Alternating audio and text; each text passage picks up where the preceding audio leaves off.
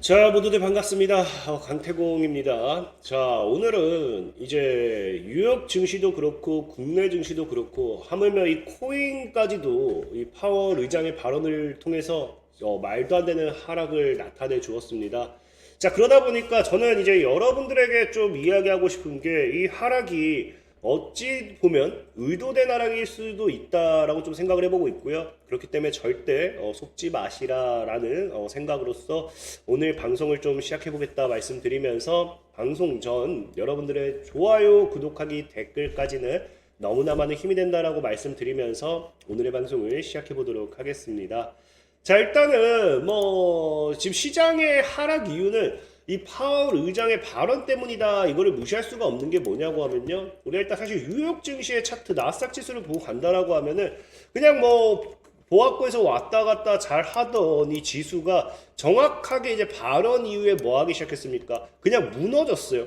그러니까 발언 이후에 무너졌기 때문에 어찌됐든지 파월 의장의 발언 자체가 뭐가 될 수밖에 없다. 굉장히 악재로서 시장에선 반영되었다라고 보는 게 맞고, 사실 중요한 거는 여러분들도 조금 이해는 되실 거라 생각은 해요. 다만 재밌는 상황인 게 어찌되었던지 파월 의장 같은 경우 지금 뭐했습니까? 연준에서 지금 보면은 이번 FOMC를 통해 가지고 금리를 뭐했다? 일단 낮췄어요.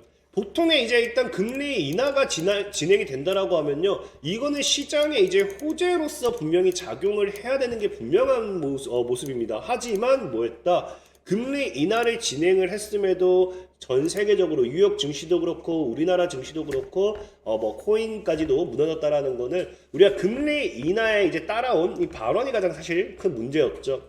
보통 이제 금리 인하 같은 경우는요, 원래 내년에 이제 4번 정도, 보통 4번 정도를 지금 진행을 예상하고 있다라고 했다가 지금 인플레이션이라든지 이런 것들 이야기를 하면서 금리 인하를 2번 정도 이렇게 이야기를 던집니다.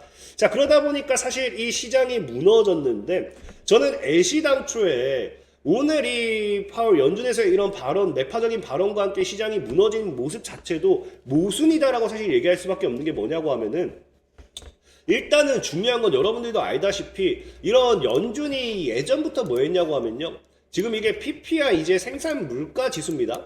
이 PPI 지수를 본다라고 하면은 작년 3월 이후에 처음으로 이제 고점대, 이 최고점을 이제 돌파했다, 3% 위로 올라왔다라고 하면서 이 물가가 안 잡히고 있다, 인플레이션이 생각보다 안 잡히고 있다라고 하면서 당시 이제 뭐 합니까? 11월 달, 10월, 11월 달부터 우리가 증시가 가끔씩 한번 흔들렸던 게, 파월 의장이 이제 금리 인하를 서두를 필요가 없다라는 발언을 굉장히 많이 했어요. 특히나 지금 시장에서 보면은 굉장히 생각보다 실업률도 나쁘지 않게 나오고 있고, 굉장히 생각보다 미국 경제가 국권이 잘 받쳐주고 있기 때문에 우리가 굳이 서둘러서 인플레이션이 아니죠, 서둘러서 금리 인하를 할 이유는 없다라는 이야기가 10월 11월부터 꾸준하게 계속해서 나왔다라는 겁니다.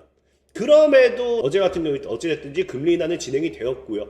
앞으로 다가올 내년에 대한 금리 인하 이야기가 나오는데, 이것이 앞에 얘기했던 것처럼 서두르지 않을 거고요, 다시 방향 재조정할 거고요, 얘기했던 건데 이게 또 이야기가 나온다 해서 증시가 3% 4% 무너진다?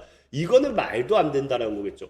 사실 이 금리 인하 부분 문제뿐만 아니라 여러분들이 얘기하면, 아니 지금 미국이 10년물 국채 금리도 올라가고요, 사실 이 국채 금리 같은 경우도 본다라고 하면 원래 4.5가 정말 강한 저항이었는데 이 4.5를 뚫어냈죠. 그러니까 이런 부분 역시도 리스크로 작용하는 부분도 있고요. 아니면 이제 우리 환율, 달러 이런 것들도 1450을 또 재돌파하면서 이런 부분도 굉장히 리스크가 많잖아요 라고 할 수도 있어요. 근데 사실 이 모든 부분에 있어가지고 금리 인하를 안 하고 금리 인상을 하고 그러다 보니까 국채 금리가 올라가고 환율이 올라가고, 이거는 사실 이제 여러분들이 얘기하자고 하면은 그냥 도돌이표예요, 도돌이표.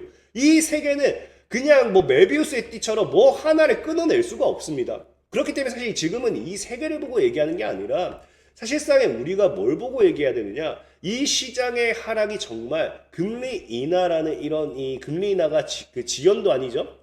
사실 4번이 2번 됐다, 이게 지연으로 봐야 될지 말지는 좀 다른 시선이라 보지만, 어쨌든 이 2번으로서 대폭 축소가 됐다라는 것, 이 자체적으로서 이걸 시장에서 악재로 받아들이니까 이게 정말로 큰 악재냐 아니냐가 가장 큰 문제라는 거예요.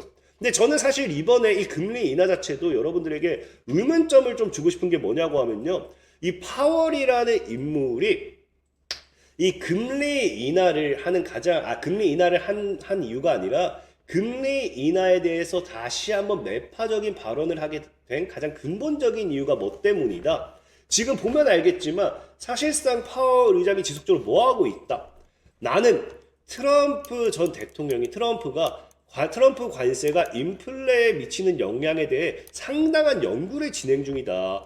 그러니까 지금 트럼프라는 인물이 지속적으로 이제 관세에 대한 말도 안 되는 이야기를 계속하기 시작해요. 그러니까 이것이 뭐 할 수밖에 없다. 지금 이 연준에서 봤을 때는 우리가 관세가 어떻게 지금 뭐 이게 어떤 국가에 어떻게 얼마나 그 다음에 또 오랫동안 어떤 규모로 부과될지가 모르기 때문에 이걸 모두 다 봤을 때는 앞으로 미국 시장에 있어서 인플레이션이라는 부분이 굉장히 말도 안 되게 더 그 심화가 될 수도 있다라고 사실 이야기를 하는 거예요. 그러니까 여기까지 봤을 때는 파월 의장 사실 연준이라는 이 위치에서 봤을 때는 여기까지는 그럴 수도 있다라고 생각을 해요. 근데 저는 이런 아까 얘기했다시피 파월 의장의 이런 발언들 자체가 사실 왜 의도되었냐고 생각을 하냐고 하면은 사실상에 정말로 이게 인플레이션이라든지 관세에 대한 부분에 있어서 영향을 미칠 거다 생각한다라고 하면은 애초에 이번에도 금리 인하를 하면 안 된다고 봅니다. 금리 인하를 하면 안 된다 보고 있고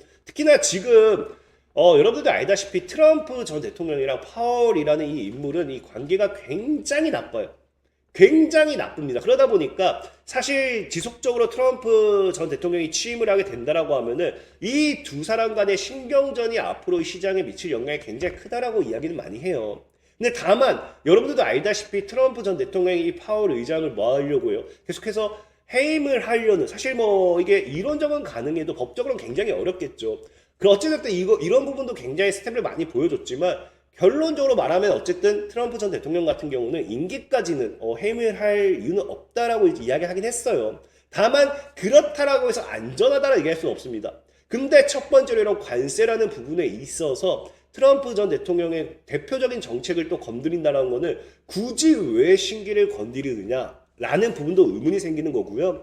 또 두 번째로는 여러분들 알다시피 제가 또 의문을 가질 수밖에 없는 가장 근본적인 이유가 사실 비트코인까지 건드리고 간다는 거예요.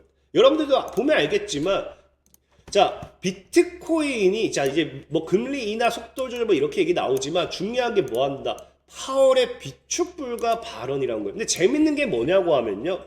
지금 이 파월 입장에서는 우리는 비트코인에 대해서 어떤 것도 사실 우리는 비트코인을 소유할 수 없다라고 하지만 사실 이거는 뭐 파월 의장의 생각인 거고 트럼프 전 대통령은 비트코인 지금도 사실 미국은 비트코인을 소유하고 있습니다. 그러나 트럼프 전 대통령 같은 경우는 더 비축하기를 희망하는 거고요. 그리고 본다라고 하면 가장 근본적인 거는 연준 입장에서는 사실 이런 비트코인을 뭐 비축하고 말고 하는 거는 의회가 고려해야 할 사안이지 연준은 법 개정을 추진할 계획이 없다라고 하지만 애초에 추진을 할 수도 없는 거예요. 근데 그럼에도 굳이 비트코인을 꺼냄으로써 이 비트코인에 대한 투심을 또 무너뜨린다라는 거는 제가 봤을 때 뭐다? 여러분들 자 금리 인하와 비트코인 두 가지가 나왔어요. 비트코인. 이제 그 비트코인 가격의 주된 상승 요인은요. 금리 인하가 따라와줬을 때 최근에 이제 트럼프 전 대통령이 뭐 하기 시작했습니까? 비트코인을 비축하겠다라고 하면서 비트코인이 상승하기도 했지만 그 전에 비트코인이 1억 달러 아니죠? 이제 10만 달러를 돌파하네 많이 하면서 1억을 돌파할까 말까 할 때는요. 금리 인하에 대한 기대감과 함께 금리 인하와 함께 양적 완화를 통해서 시중에 돈을 풀 거고요. 그 시중에 풀린 돈들이 다시 뭐 하기 시작합니까? 최근에 증시가 굉장히 불안정하고 하니까 오히려 코인이라든지 이런 쪽으로 또 새로운 투자 자금이 쏠릴 것이다 라고 하면서 이 코인 가격의 급등세를 만들어냈어요. 그럼 여기서 가장 근본적인 문제 지금 비트코인이 뭐 하기 시작했다. 트럼프 전 대통령이 지금 당선이 되고 나서 말도 안 되는 상승세를 나타내고 있어요. 50% 이상이 올랐습니다. 거의 사실상에 거의 2배 이상이 올랐어요. 거의 2배 이상이 올랐기 때문에 이 트럼프 전 대통령 입장에서도 뭐 할 수밖에 없다. 코인을 매수하는 데 있어서 비축하는 데 있어서 지금 굳이 비축하기 시작한다라고 하면은 말도 안 되는 고점에서 그냥 매수만 하는 상황이 생길 수도 있어요. 그렇다라는 건 제가 봤을 때 오히려 금리 인하를 지연시키고 양적 완환을 불가능하게 함으로써 개인 투자자들은 뭐 할 수밖에 없습니까? 코인에 대한 선호도라든지 코인에 대한 매수 심리가 굉장히 불안정해질 수밖에 없어요. 지금 시장만 여러분 본다 하더라도 코인이 상대적으로 굉장히 고점에 있습니다. 나스닥 같은 경우도 굉장히 고점에 있어요. 그러니까 사실상에 금리 인하라는 모멘텀이 뭐 어찌됐든지 인플레이션에 대한 이런 심화라든지 이런 걸 문제로 인해 가지고 금리 인하가 지연되는 건 맞아요. 근데 그거와 별개로 뉴욕 증시도 그렇고 비트코인도 그렇고 어느 정도는 차익 매물이 나올 때라는 겁니다.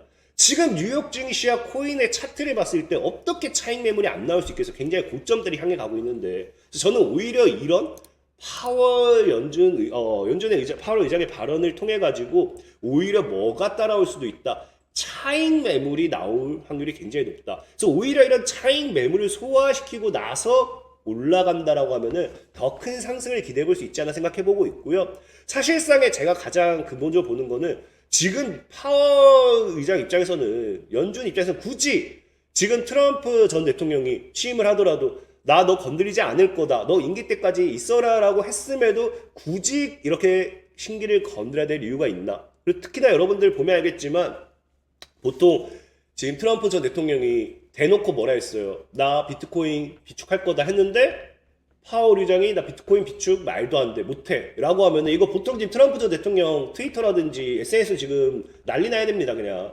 근데 너무 조용해요. 그렇기 때문에 오히려 우리는 이런 이 의도된 하락도 조금은 생각해 봐도 되지 않을까. 이걸 좀 생각해 봤으면 좋고, 사실 어쨌든지 제일 중요한 거는 금리 인하라는 게 지금까지 2007년도에도 그랬고요.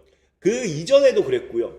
이렇게 금리가 4%를 넘어갔을 때 1년 만에 다이렉트로 하락을 했던 적이 없습니다. 보통 인하를 시작하고 나서 2년, 3년에 걸려서 점진적인 하락이 나왔어요. 지금 당장 다이렉트로 하락을 하지 않는다 하더라도 어찌됐든지 금리 인하라는 방향성을 잡고 있기 때문에 시장에 이게 절대적으로 변수라든지 문제가 될 건 아니다. 갑자기 이제 인플레이션이 말도 안 되게 심화가 되면서 금리 인상으로 방향을 틀지 않는 이상은 금리 인하가 한 번, 두 번 들리는 것 자체가 큰 문제가 되지는 않을 거다라고 좀 말씀을 드리면서 오늘 방송 마무리하도록 하겠습니다.